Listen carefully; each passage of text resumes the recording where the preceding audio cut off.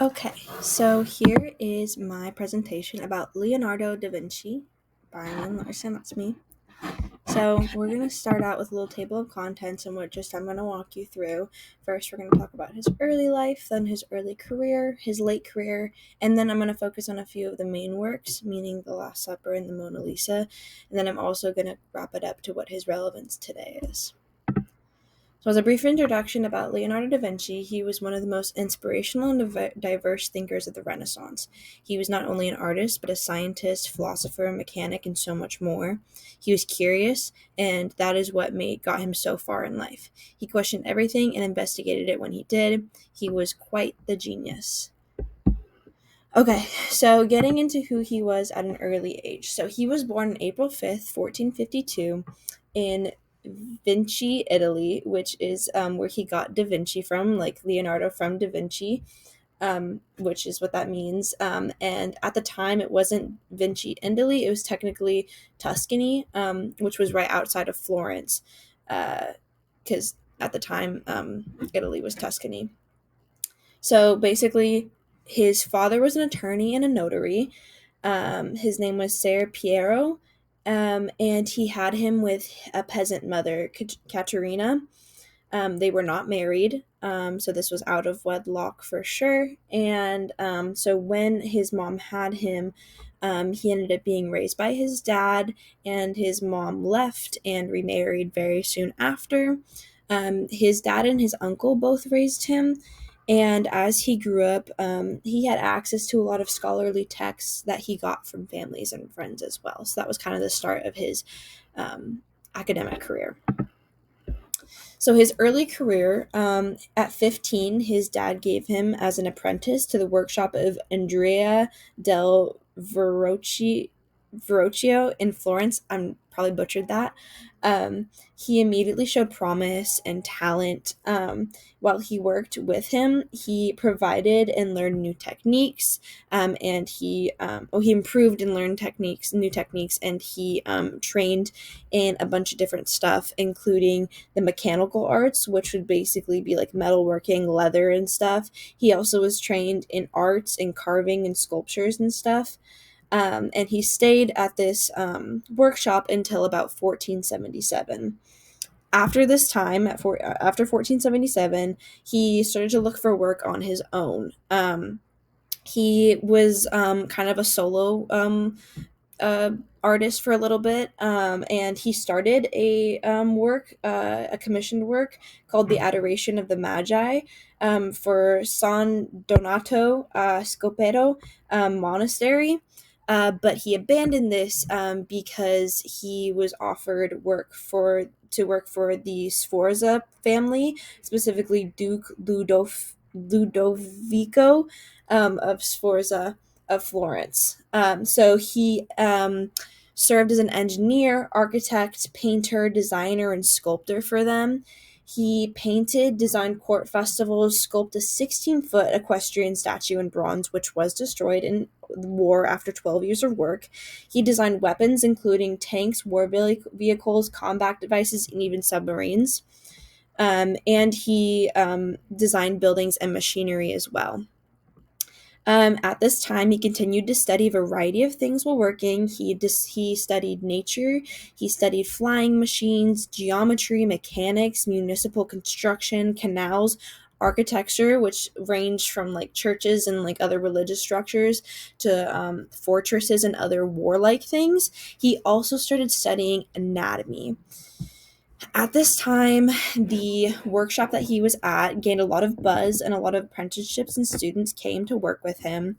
But he often left projects unfinished during this time due to how much he was interested in. I talked about like 10 things that he, like at minimum, of what he was looking at when he came to his subjects. Um, uh, he spent most of his time during this time in nature, to observe or locking himself in his workshop, dissecting bodies or pondering just anything. When he eventually left this workshop when the Duke fell from power in 1499. But during this time, another big thing about Da Vinci was his notebooks. So his notebooks had four main themes, which were painting, architecture, the elements of mechanics, and human anatomy. Some of the writing in these notebooks were kind of indecipherable because he was left-handed, and there's something called mirror script where it makes people you can't really read it very well. And the content of the notebooks contained random flying machines, and other anatomical studies of the human skeleton, muscles, brain, digestive, and reproductive systems, which spread awareness and understanding of the human body. Unfortunately, they weren't published immediately, so it made less of an impact on the Renaissance at the time, but it definitely still made impacts later on. Um, so he also, during this time, painted The Last Supper as well.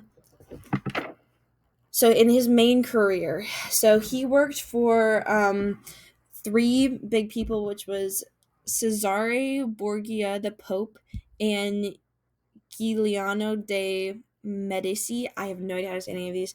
But in Italy, he worked all of these in Italy. At one point, he even worked with Machiavelli on something called the Battle of Anghiari, um, and which was pretty cool. So he was working with a lot of other artists and philosophers and stuff at the time too. So while working for the Pope, he continued his studies of anatomy and physiology, but the Pope ended up forbidding him from dissecting the bodies, which set Da Vinci's slightly back because that was like a really big thing for him, was being able to take dead bodies and dissecting them and kind of recording his studies on that. But the Pope didn't find that morally correct, so he didn't let him do that, and so he stopped. At the time, he also made something called the Golden Horn right before he started working for the Pope.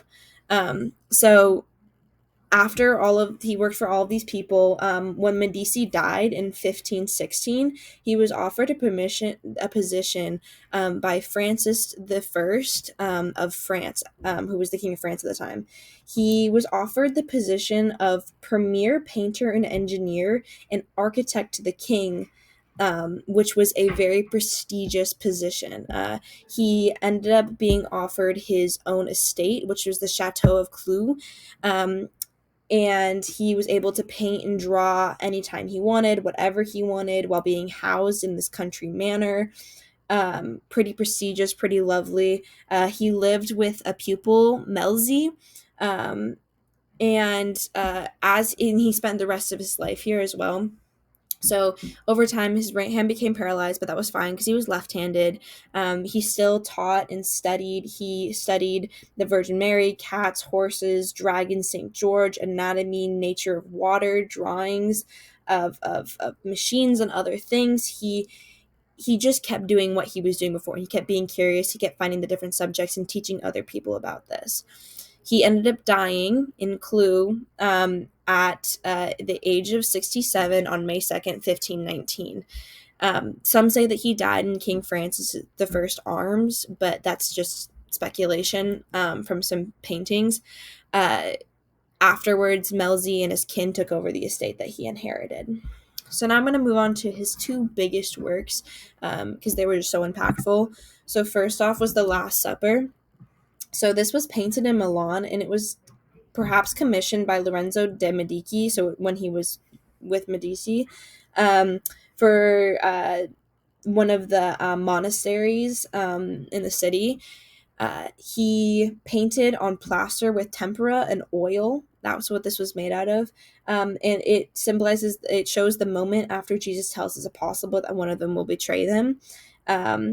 And it's also the institution of the Eucharist. So you can see on all of the apostles' faces, there's like a bunch of emotion in each and every single one of them.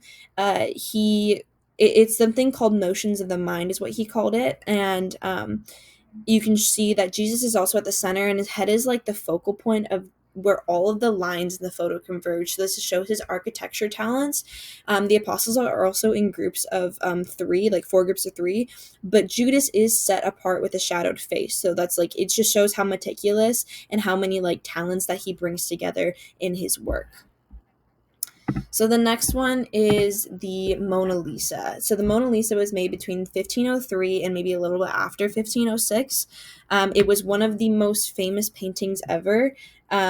It was a private project, and it was never given to the commissioner. It was of Lisa, who was a wife of Francesco del Giocido. Some question this, some are not fully sure. But in all, this is a very mysterious painting. His He uses a very smoky technique in this picture, and not a lot of like harsh lines, which kind of like puts to like the mysterious kind of vibe.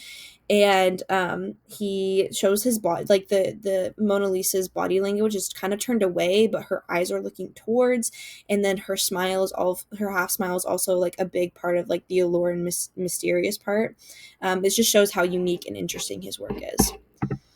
So the importance of Da Vinci. So he has various intersecting interests, which are so inspiring how he brings it all together. He helped lead to numerous inventions like the tank, the parachute, the helicopter, and so much more.